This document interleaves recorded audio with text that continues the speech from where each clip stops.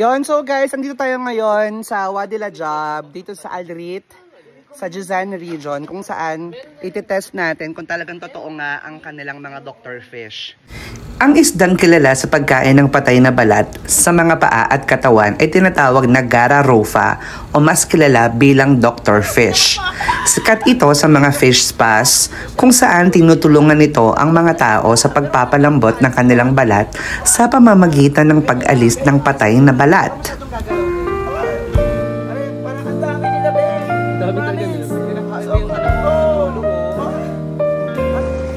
Kamusta mga kabayan at mga ka-J-Venture?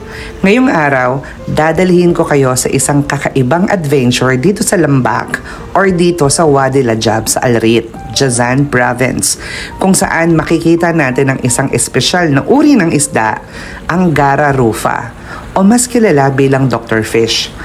Kilala sila sa pagkain ng patay na balat at madalas na ginagamit sa mga fish spa. Parang iba na yun. At least dito umaaray ka. O diba? Nakakapag-aray ako. At least pala nagamit ko yung expression na aray. Ang Gara rufa ay kilala dahil sa kanilang natural na kakayahang mag-exfoliate ng balat. Nangangagat lang sila ng sobrang banayad. Hindi ito masakit, pero nagtatanggal sila ng patay na balat sa ating paa o katawan. Perfect ito sa mga taong naghahanap ng natural na paraan ng pagpapalambot ng kanilang balat. O, diba kung may kalyo ka, gora ka na dito.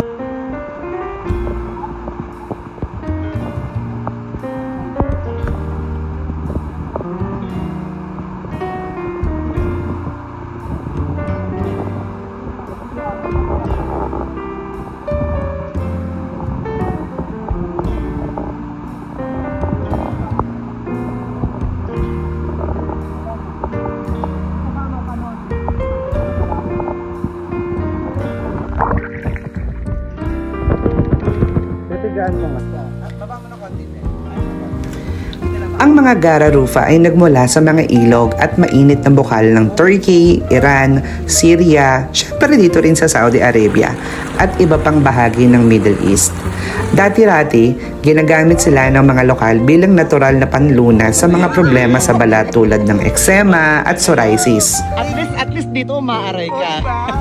Ngayon, madalas na natin silang makita sa mga fish spa. Pag upo mo lang sa spa, lalapit ang mga Gara rufa sa inyong mga paa at magsisimulang kumain ng patay na balat.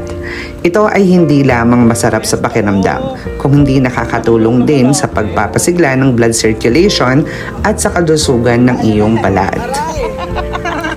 Isa sa mga dahilan kung bakit popular ang fish spa ay dahil ito ay hindi lang para sa kalusugan, kung hindi rin para sa relaxation. Marami ang bumibisita para sa experience na nakakakiliti pero nakaka-relax din. Kung titingnan mo ang mga isda, maliit lang ang mga ito. Humigit kumulang 2 hanggang 3 pulgada ang haba. Bagamat wala silang ngipin, kaya nilang kumain ng patay na balat gamit ang kanilang bibig sa banayad na paraan. Hindi sila nananakit. Ginagawa nila ang parang gentle nibbling na nakaka-relax sa pakiramdam. Oh, paki-google ha, nibbling. Char. Ang maganda sa mga Gara rufa ay kumakain lang sila ng mga patay na balat. Hindi nila sinasaktan ang malusog na balat, kaya safe ito para sa lahat. Ang mga enzymes na nasa kanilang laway ay tumutulong din sa natural na pag-restore ng ating balat. Maraming tao ang nagsasabing pagkatapos ng fish spa, napakalambot at napakakinis ng kanilang mga paa. Ito rin ay isang magandang paraan para mawala ang mga dry patches at rough areas ng balat. In short, kalyo. Sa bagay, ilang months din ako. Kaya kung naghahanap kayo ng isang kakaibang experience na hindi lang pamparelax, kung hindi pampaganda rin ng inyong balat, subukan nyo ang fish spa at ang mga Gara rufa. Sigurado akong magiging bagong paborito nyo ito. Kaya visit na dito sa Wadi Lajab sa Jazan region. Hanggang sa muli mga kabayan, see you! Hindi kaya pamaya pag tayo mo, wala ka ng paa. Hindi, huwag masyado lakasan yung hawa mo kasi nagulat sila. What if, punta tayo ng Brazil. May ilog din dun eh. Papaganto tayo. Ganito. Tirana River.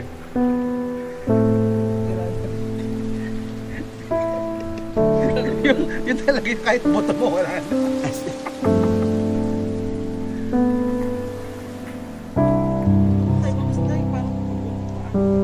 Ilalim mo nga to cellphone ko kasi water resistant. Ito oh.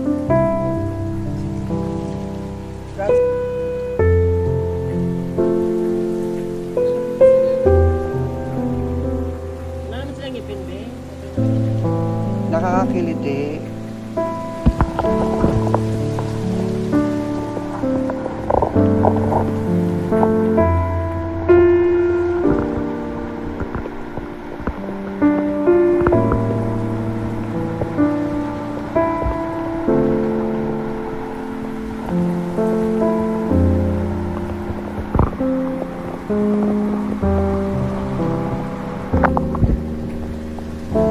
Hey guys! Thank you for watching this video. If you like this video, don't forget to press the like button, comment, and share this video. Don't forget to follow and subscribe. Bye! Bye!